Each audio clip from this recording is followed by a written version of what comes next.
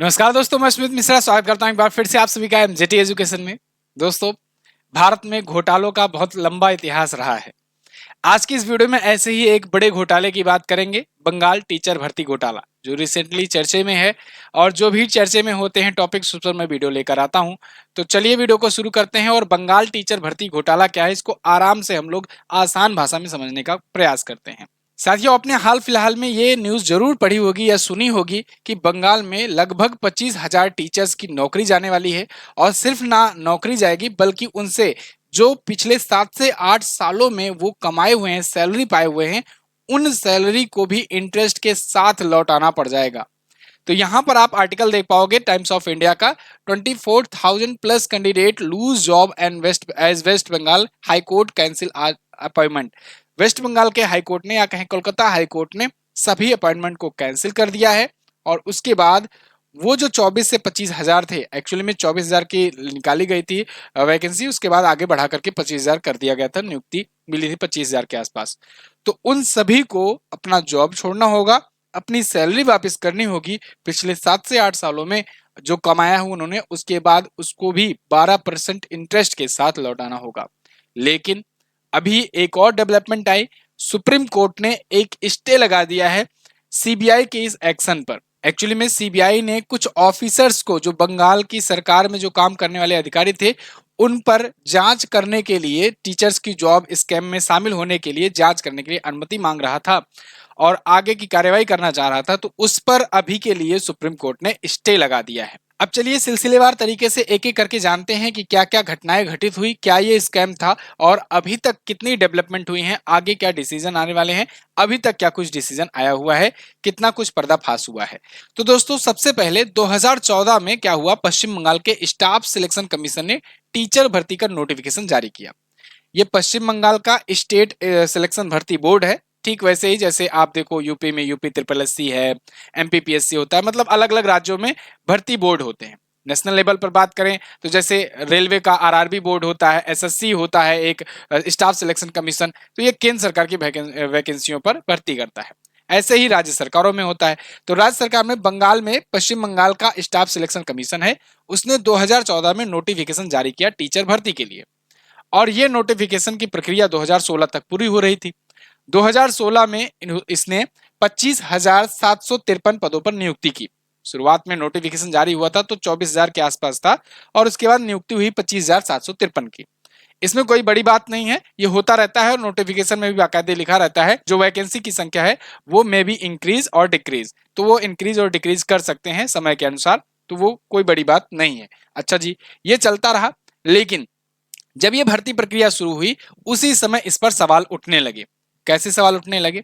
सवाल इसमें ये उठने लगे कि एक्चुअली में 2017 में जब इसकी मेरिट लिस्ट जारी हुई तो उसमें एक सिलीगुड़ी की है बबीता सरकार, इनका नाम टॉप 20 में आया पहले। फिर क्या हुआ कि आयोग ने ये मेरिट लिस्ट ही रद्द कर दी। उसके बाद कुछ दिन बाद दोबारा से नई मेरिट लिस्ट जारी की।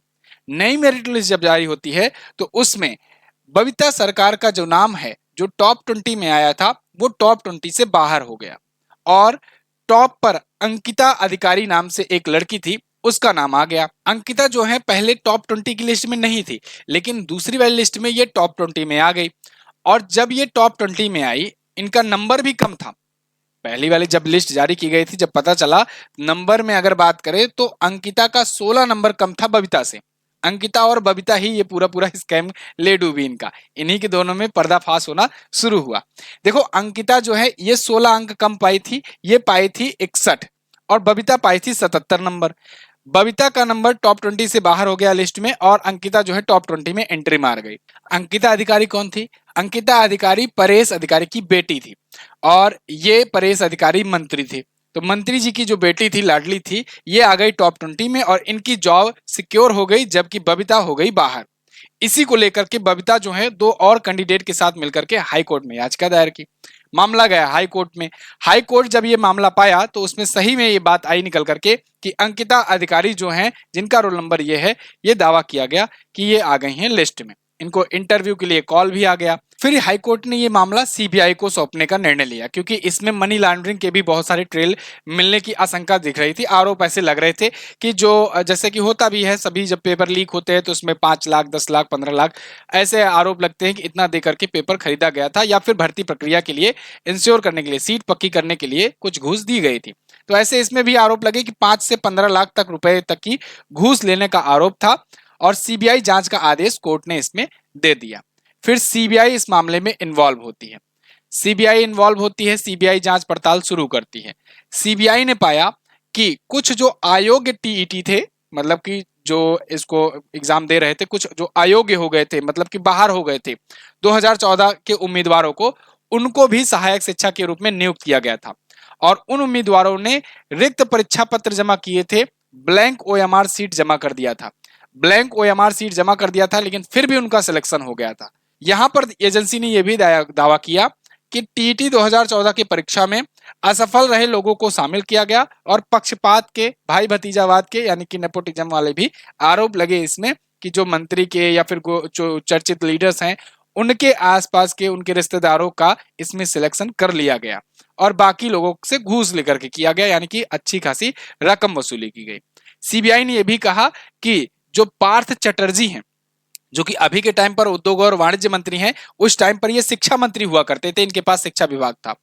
तो इन्होंने ही धन उगाही करने के लिए ये पूरा का पूरा जो है सिस्टम बिठाया था। इनके पास पैसा जाता था। सीबीआई के सामने जो है पेश होने का निर्देश इनको दिया गया। फिर ईडी ने भी इसमें ईडी भी शामिल हो गई। ईडी यानी इन्फोर्समेंट डायरेक्टरेट। ईडी जो होती है ये मनी ट्रेल का पता लगाती है। सीबीआई जो होती है ये बाकी चीजों की जांच करती है कि जितने आपराधिक पहलू हैं वो कहां कहां पर इन्वॉल्व हुए, किस किस प्रकार के हुए। तो ईडी और सीबीआई दोनों इन्वॉल्व हो गई। अब क्या होता है, ईडी ने अभी डब्ल्यूएसएससी के पूर्व सलाहकार शांति प्रसाद सिन्हा और एक और बिचौलिया रहा प्रसन्ना राय, इन दोनों से 230 करोड़ की संपत्ति जब्त कर ली। इनके पास ये संपत्ति जब्त की और फिर इनको न्यायिक हिरासत में भेज दिया गया।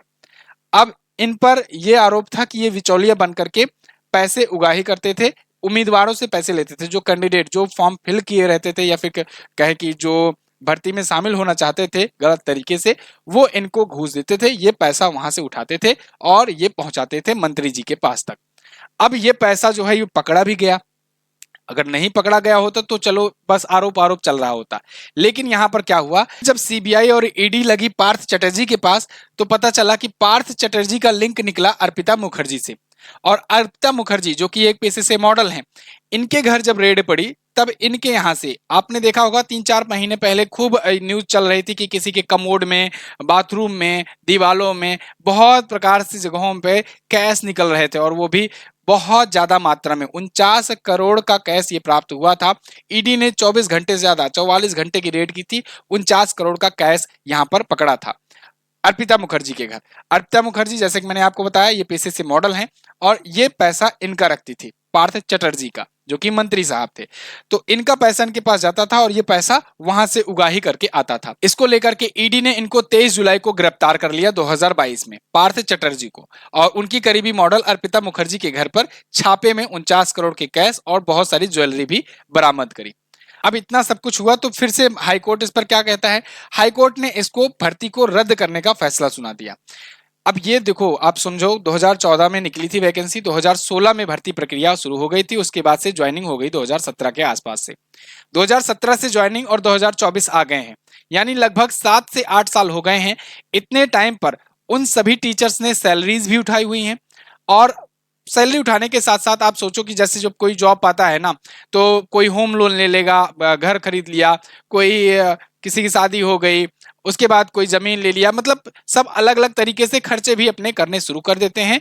भाई जॉब पाने के बाद सब लोग अपने पैसे को डाइवर्सिफाई करते हैं। लेकिन यहां पर हाईकोर्ट ने एक बहुत बड़ा डिसीजन लिया, बहुत बड़ा यहां फैसला सुनाया कलकत्ता हाईकोर्ट ने, कि जितने लोगों ने भी यहां पर ज्वाइनिंग करी हुई है, ये पिछले 7 से 8 सालों में जितनी भी सैलरी उठाए हैं, उस सैलरी में 12% इंटरेस्ट के साथ इनको लौटाना होगा।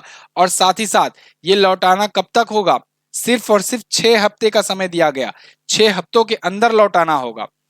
जब ये पूछा गया कि साहब ये पैसे तो खर्च हो गए हैं, सब लोग अलग अलग जगहों पर लगा चुके हैं या खर्च कर दिए हैं अलग अलग मामलों में, कैसे लौटाएंगे, तो यहाँ पर हाई कोर्ट ने कहा कि ठीक वैसे ही जैसे आप लोगों ने आनन फानन में व्यवस्था कर लिया था घूस देने के लिए कि भर्ती में आ जाएंगे, वैसे ही फिर से व्यवस्था करो और 12% इंटरेस्ट के साथ लौटाओ इस बार। तो यहां पर ये लौटाने की बात आई, फिर याचिका दायर होती है और याचिका यहाँ पर सरकार की तरफ से, बंगाल सरकार की तरफ दायर होती है कि देखो ये साहब बहुत कम समय दिया गया है और आनन फानन में ये पूरी भर्ती प्रक्रिया जो रद्द कर दी गई है, इससे शिक्षा व्यवस्था ठप हो गई है।